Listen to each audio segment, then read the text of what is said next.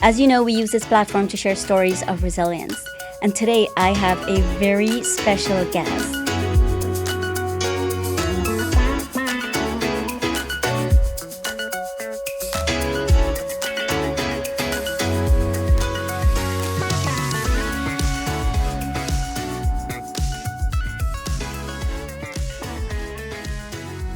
Hello, everybody. Welcome to the Sally Allen podcast. As you know, we use this platform to share stories of resilience. And today I have my friend, Kandy Katz. She may change her name to Kandy Cash. We'll have to tell you what that's about later. But no, she hates when we call her Kandy Kat. It has to be Katz. Add the Z. At the Z. Add the Z, man. I'm not a kitty cat. She worked hard to get the Z on there. The Z, bro. Wait, she brought St. Honoré donut, and I think I'm high sugar. Yes. I brought her the crack. Kandy, welcome to the Sally Allen podcast. I am so glad you're here. I'm so excited to be here, doll, and I'm glad we got high on some sugar before this show because that was the vibe. It's the afternoon. Let's liven it up. Pick it up, live it up, live it up. I don't even know what I was saying. But Kandy and I met, I love like serendipitous encounter. We met at this event called Elite Network, sponsored by our friend Christina Brophy. Mm-hmm. She's a wonderful human being. And we just hit it off. I just, I looked at you. You were just commanding the room. Commanding. I've never heard that word, but I love it. You got to own it, right? You got to make sure, like, there was a lot going on. And we're like, all right, let's go. We're on a tight schedule. Yeah. But the thing about you, what we realized, and I didn't know at the time, was that you had to do that on a fly. Yeah, you didn't. Was it Avi? I mean, because it was a little nerve-wracking. I'm not going to lie. I mean, it wasn't. Okay. So, yeah, that was beautiful dress. You look, dressed to kill, and you walked around that room and you owned it and you did what you had to do. And I told myself, I need to get to know that woman. Well, I'm glad you did. Yeah, and that was only 2 months ago, girl? Yeah, it was the end of June, so we're going on our 2-month anniversary. And we actually connected after that, and that's when we got to learn about each other more on a one-on-one date. Right? Yes. We went out and got some banh mi, some banh mi sandwiches. I had to coach her, and she coached me through banh mi. I didn't know what that was, but yes, we did, and we spent almost 3 hours at that dinner. Oh, wow. I don't remember that. Yeah, and that's why you're on this podcast today, because you share a little bit about your life and your story with me, and I was so intrigued, like, who you are. Mm-hmm. And who you became today despite everything you've gone through. Yeah. No, I think that's exactly how I was enamored by your story when I first met you at the networking event, which the intent was, hey, I'm new here, 2 years going in. I'm looking for my tribe. I'm looking for my sisters that are kind of sharing the same path, right? That we're all this journey, whether it's expansion with growth mindset, spirituality, all of that good stuff. And when I learned about you, it really hit me close to home with, some of the things that you experience. I think just on a cultural background level that I was like, I need her in my life. And I'm so glad we took a moment to connect. So thank you for inviting me here today. And thanks for finding my story exciting or intriguing, because I don't know. Well, Kandy, I do. I do. And when I see a good story, I make sure it's shared here. But so tell me, before we started, you've been talking about, hey, I've been doing some work on myself, right? What led you to start doing work on yourself? Where do I even begin? It started probably about 5 years ago when I got married, and I'm just so blessed and fortunate to have met my husband, who I'm so thankful to be where I'm at today because of him, honestly. And that in itself, I know, was a blessing from the man upstairs. But ultimately, I think it was actually at a time in my life where I thought it was when we needed to take the next step in our life, which was when we were talking about procreating, having kids, right? It was just something actually my parents wanted it for us for the longest. And so at that time, I didn't have any plans to be a mom, didn't have any desire to be a mom. I don't think it was nothing I really prayed about growing up, right? And wanting. Now, to each his own. Hopefully I'm not judged for that. But where I'm getting at is the baby making didn't happen naturally, and we may have given it a year, right? So with that said, it led me to go down the nutritional route and learn about myself, really dig deep and understand about my anatomy, one, learn about what it takes to actually make a baby, because my gosh, it is a miracle. That thing is not something that just happens. And all of my life, I was so fearful of getting pregnant. I was on, birth control to prevent it. That, who knows, here nor there. Ultimately, where I was getting at, the journey kind of began, I want to say, probably at that stage where I really stopped, paused, and learned about myself and did the inner work, nutritionally, mentally, spiritually. And I think every time I took a test, a blood work, or anything to learn more about me, it opened up more doors. It unlocked the whole Pandora box, like they say, right? That I'm just continuing to find more about myself. So I think since then, I have really dived deeper when it comes into therapy, reading, learning, downloading information, that it's actually something that I really encourage anyone in this market, in this time, to invest in themselves and really learn. It shouldn't take what I shared with you in order to do that, but I think it's really important at the end of the day, when you learn and understand who you are, what it is that makes you happy, makes you tick, really will help you overall become happier as a person, I think, if that makes sense. Oh, totally. And did you find, as you were going through this discovery journey about yourself, that at some point it's hard to embrace some of the things you're seeing, and then at some point you got to a place where you're like, I just got to accept and embrace me for who I am in order to heal?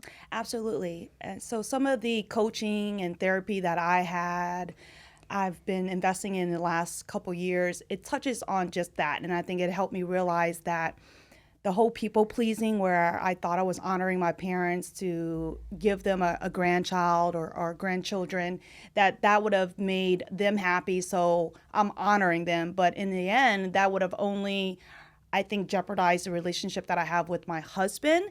So I think what the struggle is, coming from a first generation background of having parents and their expectations, being able to honor them and their sacrifices while still honoring myself in a modern day world and my unique path in life. Like, that's an affirmation that I try to tell myself every day, because it conflicts. Like, I feel like I'm going against the grain, which I am, but at the same time, I have to follow my own path, to make what makes me happy. And so as much resistance as there was, I'm so glad I did. And I think that's where, it never ends. But I believe I'm getting a lot closer. Yeah. And do you think, is it hard to maintain that boundary with them, or is it, are they accepting? Is it getting easier? Well, I've learned through this discovery over the years, growing up in a small town, that when I left to go off to college and then I moved to live on my own, I was slowly distancing myself from high school friends, from my family, and all of these things, because I felt that I wasn't allowing people to come in, because I didn't know who I was. I didn't know who I was supposed to be, right? And so I think over the years, now approaching the 40s decades, I'm actually in the best place right now with my parents. Let's call it not even just cordial. It's a more empathetic, affectionate relationship. One, as they're getting older, I think they've kind of gotten softer over the years and realized that since we keep moving further away, they realize that they may have been a little bit of a part of that. And I hate to sound like that, but I felt pushed away. But at this time in my life, I'm feeling hey, I call them up and thank them. I'll call them up and because there's a lot of communication gap. I think we kind of went straight into it. I don't think everyone, our viewers here, knows my story, but being a first generation immigrant, coming from a first immigrant family where my parents fled the Vietnam War, they were in a position where they had to combat against communists and pirates, and they escaped the fall of Saigon by boat. If people know what boat people are, that's who my folks were. And unfortunately, while I heard those stories growing up at the age of 6 and 8, I mean, none of that really resonated as a child. Mm-hmm. If anything, I think it instilled a lot of guilt from my mom sharing these stories. And none of that made sense to me until probably as of late, now that we have more resources, podcasts talks about it, touches on it, and you just become more understanding that, wow, the fact that I am here today, that I was born when they made their way to the United States, is a freaking miracle. Yeah. Yeah. And so I guess to answer your question as far as does it get easier? I mean, where do I begin? Like, the 20s, I drank. I did a lot. I was just hustling. Call it, I was on Adderall. I was pushing 16, 18 plus hour days, and I was numbing myself to basically work, and grind, thinking that was what's going to make me happy. Mm-hmm. And appease to my parents that I made it. I'm successful. You guys did the work, and here I am. I hope to make you guys proud. And basically, strip it all down, fast forward to now, I am no longer drinking. I don't take any substances to help try to remove any of the pain. I'm actually putting in the work to figure out what it is that I can be doing to help myself and improve and really be the best version of me. And that's been tough. And I know that varies for everyone, but I think that's kind of where I'm at right now, Sally. It's I don't know if it's a destination exactly, not to sound cliche, but it's just work, girl, every day is something Trust new. Me. I know, but I'll be 51 this year, and I was taking my son to work yesterday, and we were talking about it. I just love this age because there comes so much wisdom with it, right? And from when you're in 20s and 30s and 40s. When you're still battling with all these insecurities and these fears and these junk, you're learning about yourself. Yes. How old are you? 23, Kandy? You look 23. but what I'm saying, you get to an age where I just love being at this age, where discovering who I am is just it's just the next thing. I wake up in the morning and I'm like, well, how am I feeling today? How's my body feeling? I feel sick, and you really stop to think, what does that mean? And I know what you were saying, taking care of your body. You're really in tune, and you're really paying attention and really thinking like exactly what is going on with me mentally. Why is this bothering me? And you put in the work in yourself, and you get to a place where like, I kind of like me right now. It took me a while, but I like who I am today. And do you feel like that's where you are? I think because I shared with you that I stripped it all away. And listen, I mean, I don't know who the viewers are out there, but I'll just be transparent. There was a period of my life where I partaked in, say, edibles, right? And so that really helped me, one, sleep. That was my glass of wine, if you would.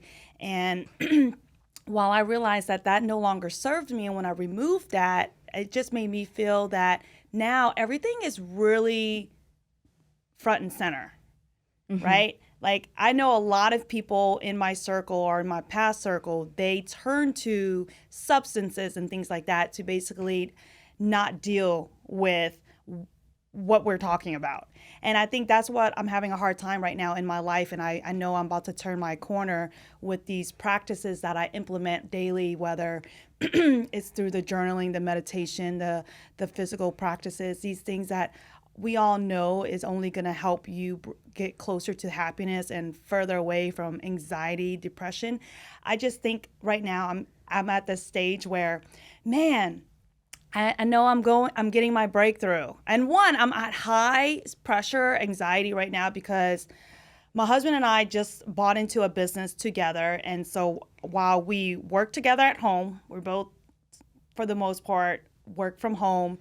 We live together. We're around, each other around the clock. And now we're in a business together. And I love that. We're here to build together, build our bank accounts and all of that stuff. But man, while you're trying to work on you, it's hard because bless his heart, I feel like he has no issues. It's just me. When you start with bless his heart. But I remember something we talked about, Kandy, and we both resonated with this, that you and I are not romantic. Because we were sitting there and I'm like, text him right now. Text him, remember? Well, that's just it, right? Yeah. It's like, how do you share? I mean, coming from, so some of these podcasts and books that I'm listening to, Sally, right now is, I shared with you, my dad, I came from an entrepreneur background for the most part. While we came from nothing, Dad actually was a commercial shrimper. He was offshore majority of the times. When he was offshore, he would come in maybe for a day and then leave again. Then when he upgraded his boat, he would be gone for like 5 weeks at a time. And so with that said, not to sound like I am giving him a jab at, this, but Dad was kind of absentee for the most part. He was out hustling and he was the provider. So I was at home with Mom, and I don't feel that Mom really raised Kandy as a lady. She raised me to be very independent, right? And hold a lot of masculine energy. And so you and I talk about energy a lot. So this podcast I've been listening to, she touches on how you should start harnessing feminine energy and that's why I think I'm yearning for that right now through our women groups, through these communities that are available here in Las Vegas, which I'm so fortunate to have been connected with. But I think that's like really what I'm intrigued about. It's an art. I think as much as us women, we take on so much in this modern day world as we overcome certain hurdles in our life, like what we're trying to achieve. Okay, I turned the dial just a little bit and here I am. There's something more to learn. And I just feel like right now what, they all talk about, you need your top 5. And we talked about that. You need your top 5 in your group. I don't think I've been allowing women or even mentorship, anyone of your caliber, not even about age group or anything, because I receive a lot of wisdom from the younger generation, the elderly, my age. And so I'm just right now in that stage of my life that if I had to help anyone at this day and age, I want to just tell them, like, stop. You have to, even if you finish high school, college, whatever it is, never stop learning. Never stop picking up books and feeding yourself with new information, because this world we live in is always evolving, right? 2 is make sure you work with someone that is going to help you make money. I don't care if it's a financial advisor, sitting down with someone in real estate to help you build your portfolio, because anytime you're helping your mind, your money, your health, I think just will set you up for success, right? So these are the things that I learned that I wish I had that in my 20s. In my younger years, that I think now it is that moment of reflection. Like, it's not about living in regret or remorse, but you just want to help other people that has been in your situation or similar to really get out any ruts, because I think it's all about quality of life these days. Is that why you went into the mortgage lending business, Kandy? It's funny.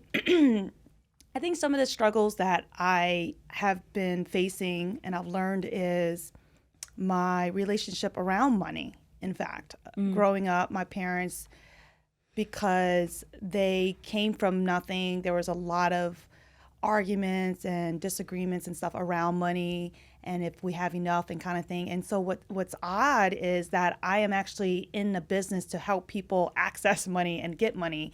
And so I don't know if it actually was something that the universe had set out for me, because I went to school for computer science with the intent to get into hardware, software sales. I knew I wanted to get into sales, but because the time that I graduated, it was not the most, let's call it, it kind of crashed in 2003 when I graduated. So I attended a job fair, shook hands with my first manager, not knowing what a mortgage was. Okay, people may have heard this story before, but when I hear mortgage, it's like morgue, death, morbid, and it kind of is. You're selling yourself. I never thought about it like that. And then here I am from 2004 to now, fast forward, I'm going on 20 years having been in the business. And I'm glad I did, to be able to help educate not only my family and friends this generation, but it is a powerful thing. Real estate is so strong, and I highly encourage it, not just because I'm in the industry, but anyone that is getting out of high school, college, they really ought to look into picking up their own properties, because anyone that I have helped to help get them in their house right now by putting the lowest down payment has accrued well over 100, 200,000 plus in equity in just like a short couple of years. You know what I mean? So at any rate, these are the things that I feel, did I get into it? Because of my parents. Maybe I learned that they struggled. They didn't have the resources. They didn't know who to reach out to. They borrowed money from family, friends to pick up their first house. And then to now know that you just got to be educated on these available products and programs, because it's out there to help you. So, yeah. So, Kandy, what is your biggest weakness? If I had to say weakness, I think I'm too much of an empath in terms of I let my emotions really get too involved in every scenario that you think you're there to help them. And it can hinder you sometimes, especially in this business. And I had to taper back or take a step back, because while everyone needs money at some point in their life, I think it also can really drain you in terms of your energy and being able to help them, because sometimes you can't help everyone, right? And so I think if I had to say a weakness, it's just learning to say no. Yeah. So. And you're getting better at that. Yeah, I believe over time, just learning to set boundaries, learning to say what it is that energizes me and really lights me up while still being able to help people. You can do that, but not necessarily always saying yes to everything. Like, yeah, I got a solution, I got a product for you. Yeah. I want to go back to what we were talking about before, when you said you're looking to build your tribe at this stage in your life. What are you looking for in your tribe? I love that. I think right now what I am seeking, and it actually, I believe, is already coming to fruition. When my husband and I moved out here, we fell in love with the community. Lake Las Vegas, for those that aren't familiar, is known to be a retirement area, but so much more than that. And I think it's been an introduction to what retirement life could look like, and semi is for the most part, just because you get the best of both worlds. Vegas offers so much in itself, but you don't have to necessarily be in the limelight, if you would. You can still really enjoy all of the amenities that this valley offers, from the entertainment, the food, the outdoors, the no tax, the list goes on. But I think the community that I've been yearning for and I've been excited to connect with is the ladies over there has been very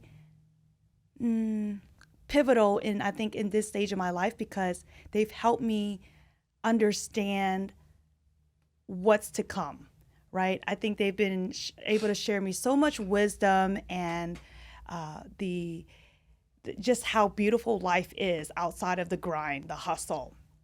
Yeah. So as far as what I'm seeking, and because I'm going through it right now in life, is being around people that are more awakened, connected with the source, being connected with the universe, right? I think you and I talked about it. I don't know if it's safe to say. I believe in God. It's safe to say the man upstairs. Yes. You like to say the man upstairs. upstairs. I love the man God, upstairs, yes. the Lord, God, Jesus, all of that, and the universe. I think when all these practices that I've been introduced to lately is, hey, you manifest through your subconscious. And so this stage right now in my life, when I speak with this coach that I'm working with, he's telling me, Kandy, you're uncovering your subconscious right now. A lot of everything we manifest is based on how we were brought up, right. in the environment we were, based on the belief systems and things of that nature. And so I think being around women that are in, and not even women, just men, anyone that are into their spirituality, that are into their growth mindset. Just to name you a few people that I listen to aside from Sally Allen on podcasts is Ed Milet. He's a big inspiration in my life. Lewis Howes, right? Mel Robbins, the book I just read, Taking Control of Your Life. I really love, just those are the things where I'm at right now, just striving for greatness, for better. And how can you just really change subtle things in your life to maximize your overall lifestyle, and whether that's your diet and everything that we mentioned. I think that's just where I'm at right now. So being around those people with substance versus, oh yeah, let's go out and have a drink and pass time, like that to me is no longer serves me. And then I don't want to feel like I'm judged because, oh, you don't drink? You live in Vegas and you don't drink? Your name is Kandy. You look like a party girl. But there's more to that, Sally. Do you know what? As you are talking, I have this image in my head. Because sometimes as my guests are talking, images are forming in my head. As you're talking, I see this clutter closet. This is all before you went into to get your work done, and all of a sudden you're cleaning out this closet, and you realize you got to fill it with different things now. Mm-hmm. And that's where your Ed Milets come in, and that's where Mel Robbins come in, right? And Tony Robbins and whoever you're filling it with. And it's so amazing when you do work on yourself and you open up yourself and give yourself space, how you're able to receive. As you're talking, you're so passionate and you're so hungry to learn more. And I absolutely love that because, like you, I share my books that I'm reading and I'm going through them like crazy too. I just finished The Alchemist and I don't even know what it's about. I got to go read it again. But I was like, I'm confused. But Mel Robbins, I read her book and she said, this is one of her favorite books. And I'm like, I'm a little bit confused. I got to go read it again. But my point is, it's such a beautiful space you're in. Thanks. Open to receive. I agree. I am at a stage where I think I archived a lot of old data, unnecessary information that now I'm making room for the positive affirmations, information that I think better serves me at this, again, stage in my life. But I think that's where I am kind of confused myself because while I know I'm working on myself and being the better version than I was even just from last year, based on the decisions I made and where we are today, it sometimes doesn't feel right only because it's so unknown. This is all new territory. This is all new stomping grounds, right? And when you turn to these resources, podcasts, books, audibles, whatever it be, coaches, they share with you new insight and new perspective that like, wow, thank you, Lord, for presenting these people in my life that I've been asking for, praying for, to help me get through this next chapter in my life because I was feeling very stuck, that I was chasing money for all the wrong reasons. It was not fulfilling. It doesn't matter, coming from a scarcity mindset to becoming more abundant. That takes a lot of reprogramming to remove a lot of the shame and pain and having to reinforce it with more positivity. And I think a lot starts with I haven't really learned to forgive myself from my past decisions, right? We all live in regret. Like, oh, I wish I could have done more of this. I wish I would have invested more. I could be retired right now. Yeah. I've helped so many people build wealth. And when's the time to help Kandy build wealth, right? And so I think it's just being more graceful with yourself. And that's just hard, especially if you haven't been around it enough. And that's why I say I need that tribe. I need those girls to and be open to receiving that, because if in the past, the old Kandy, whenever I saw it, I used to think, oh, these are some brown nosers.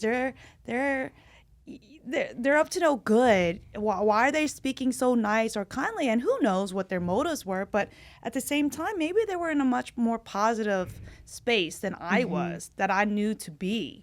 So to kind of answer your question, that's what I'm hoping to look for, girls that are sharing, girls and guys, that community that are on the same path of health and wellness, because wealth is health. Yes. That is the health mindset has been huge for me. And I didn't realize how much work I needed. Yeah. So, Kandy, you're in the mortgage business. I'm so sorry. I'll never say that again the same way. How can people find you? You can find me on all social media platforms at Hello Kandy Katz. So let me spell it out. Hello, KandyKatz. Don't forget the Z. Yeah. And I think my Austin, our producer, have a question for us. Yes. So what role does self-care play in overall personal development, and what are some misconceptions that people often have about it? Is that for me? Uh-huh. Self-care has been such a big buzzword, I know, in this in our times right now, and I think even more so after COVID. When you hear self-care, you think automatically selfish. Oh, that's what a lot of people assume, and that's far from what it is.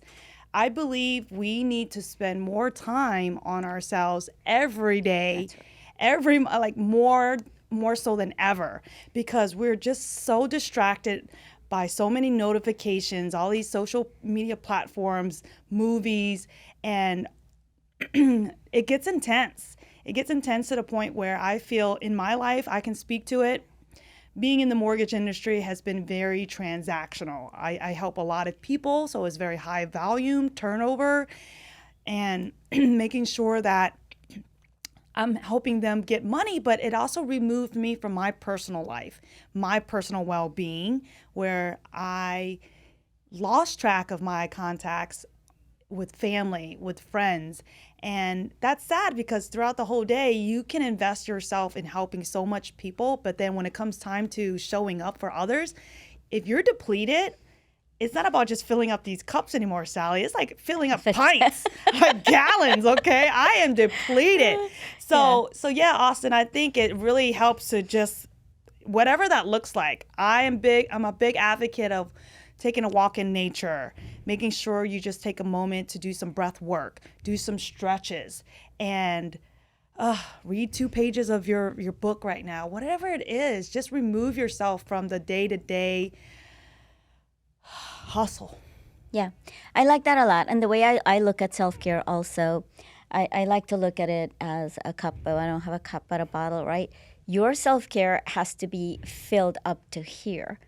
That's your self-care. And that's all you have for you. When it's overflowing, that's when you have more for people. Unless it's overflowing, you don't have anything to give to people. I always say, like, self-care isn't selfish. We have to, you hit the nail right on the head, is that you can't give what you don't have. And if, if we want to be able to serve and help people, we're in the business, the people business, we have to be able to take care of us. I love that. Yeah, it's just kind of an analogy of a gas tank. When you're low on gas, you're running on fumes. You don't have anything to give, and so that's what I felt for the longest. And I think pouring all of my energy into the business, so at the end of the day, I have nothing left when it comes time to spending time with my family, my puppies, and it's not fair to them, because I gave my 100% to someone else, and the ones that matter the most is the one that unfortunately gets the brunt. Yes. The leftovers. The leftovers. Well, there's no leftovers. It's all about. Thank you for that. I like that. I'm gonna work on overflow. Overflow. That's right. Overflow. Yes. Well, anything else before we wrap, Kandy? No, darling. I think that was wonderful. Did you get down from your high? I feel like we're crashing now. I do feel like I'm crashing now with that coughing attack I had before. But yeah, well, thanks again for, appearing on the podcast. I appreciate you being here. And I look forward to us releasing this episode. Yes, love it. Thank you so much for having me. Have a great one. Thanks. See you guys. It's a wrap.